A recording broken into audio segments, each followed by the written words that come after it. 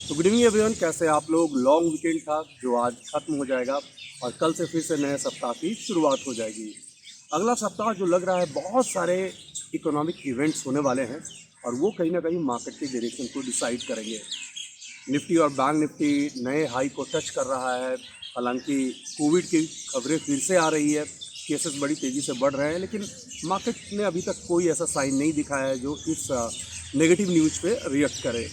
Daily chart पे अगर आप देखेंगे तो निफ्टी और बैंक निफ्टी दोनों में एक बड़ा मेजर ब्रेकआउट हुआ था और उस ब्रेकआउट को निफ्टी और बैंक निफ्टी भी सस्टेन करते हुए नज़र आ रहा है। तो सवाल ये उठता है कि अगले सप्ताह में जो भी इकोनॉमिक इवेंट होंगे वो मार्केट की डायरेक्शन को किस तरह से डिसाइड करेंगे और वो बेसिकली इवेंट्स कौन से होंगे, इसके बारे में ही इस वीडियो में बात करूंगा। लेकिन आपने अगर चैनल को सब्सक्राइब नहीं किया है तो चैनल को सब्सक्राइब कीजिए, वीडियोस को लाइक और शेयर कीजिए और बेल आइकन को जरूर प्रेस कीजिए ताकि हमारे द्वारा पोस्ट किए गए वीडियोस के लेटेस्ट नोटिफिकेशंस आपके मोबाइल पे सबसे पहले पहुंच जाए। अभी रिसेंटली आईआईपी और इंडिया का सीपीआई डेटा आया था। दोनों डेटा बहुत अच्छे रहे थे, उसके कारण ही बहुत अच्छा मार्केट में एक मोमेंटम देखने को मिला था। अब आगे क्या, तो कल यानी 17 अप्रैल मंडे को इंडिया का WPI डेटा आएगा, होलसेल प्राइस इंडेक्स का डेटा आएगा। CPI डेटा अच्छा आ चुका है। वैसे में अगर WPI डेटा भी अगर अच्छा आता है तो ओवरऑल इन्फ्लेशन बहुत अच्छा कहा जाएगा और ये मार्केट के लिए अच्छा रहेगा। तो ये एक मेन इवेंट हो गया कल के लिए यानी 17 अप्रैल के लिए। कल एक और ग्लोबली बहुत ही इंपॉर्टेंट डेटा आएगा, वो है चाइना का Q1 का GDP। याद रखिएगा वहाँ का कैलकुलेशन जो क्वार्टर्स का होते हैं वो अलग होते हैं। तो Q1 के GDP का डेटा आएगा। इम्पोर्टेंट इसलिए है कि जो दिसंबर तक वाले क्वार्टर में वहाँ पे कोविड के सिनारियो थे, स्ट्रिक्ट रिस्ट्रिक्शन भी टेम्पररी बेसिस पे कर दिया गया था, तो भी जो GDP था वो 2.9% एक्सपैंड होता हुआ नज़र आया था। अब जब कोविड के सारे जो रिस्ट्रिक्शन है वो अपलिफ्ट कर दिया गया है, कोई भी ऐसी प्रॉब्लम नहीं है, तो ग्रोथ बड़ी तेज़ी से एंटिसिपेट किया गया है। ऐसे में Q1 का जो GDP है वो अच्छा आने के चांसेस हैं। अगर चाइना का GDP डेटा बहुत अच्छा आया तो ये एशियन मार्केट के लिए और ओवरऑल इंडियन मार्केट के लिए काफ़ी अच्छा होगा। चाइना का एक और डेटा आने वाला है, वो इंडस्ट्री से रिलेटेड है, इंडस्ट्रियल आउटपुट डेटा है। उस डेटा को भी हम ध्यान से देखेंगे, उसका अच्छा आना भी मार्केट में एक पॉजिटिविटी ला सकता है डेटा अगर अच्छा हुआ तो। अप्रैल 18 यानी ट्यूसडे को यूके का अनएम्प्लॉयमेंट रेट नज़र आएगा। नवंबर से लेकर के अगर आप जनवरी तक के बारे में बात करेंगे तो 3.7% का अनएम्प्लॉयमेंट रेट जो है वो स्टेबल रहा है। तो कहीं ना कहीं अगर यूके से अनएम्प्लॉयमेंट रेट को लेकर के अच्छी खबरें आती है तो ग्लोबल मार्केट के लिए भी बड़ा अच्छा होगा। तो याद रखिएगा 18 अप्रैल यूके की अनएम्प्लॉयमेंट रेट का डेटा आएगा।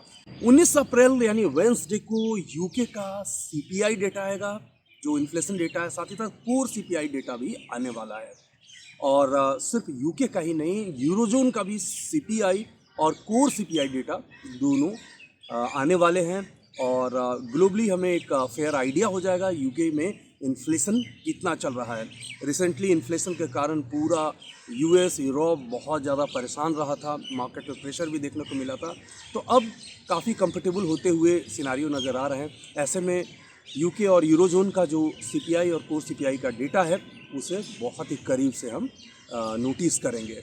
अप्रैल 20 को यानी थर्सडे को जापान का CPI डेटा आएगा। ये लगातार इन्फ्लेशन डेटा के बारे में ही बात कर रहा हूँ क्योंकि इस वीक में इसी तरह से शेड्यूल्ड है। तो जापान का भी CPI डेटा आएगा, तो वो ज़रा ध्यान से देखिएगा। और 21 अप्रैल को भी खास बात होगी क्योंकि US, UK और यूरोजोन के एक खास डेटा आएगा, वो है services and manufacturing PMI data. वो ग्लोबली जो है एक ही पर्टिकुलर डे पे ये डेटा आने वाला है। तो इंडस्ट्री के क्या हालात हैं उससे हमें साफ साफ हिंट मिलेगा। तो ये ज़रा आप बड़ा गौर से देखिएगा सारे डेटा को। इनफैक्ट आप एक इकोनॉमिक कैलेंडर बना लीजिए और उसमें इन डेटा को फिक्स कर लीजिए, रख लीजिए।